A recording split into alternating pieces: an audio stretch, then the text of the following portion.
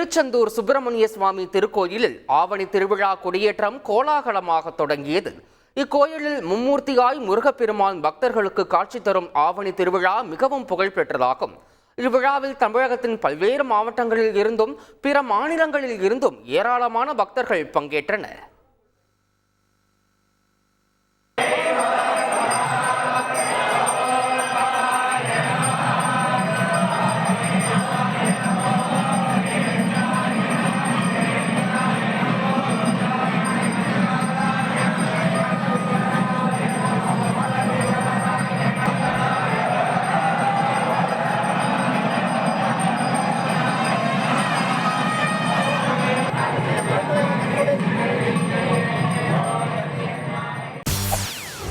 செய்திகளை உடனுக்குடன் தெரிந்து கொள்ள உடனே சப்ஸ்கிரைப் பண்ணுங்க.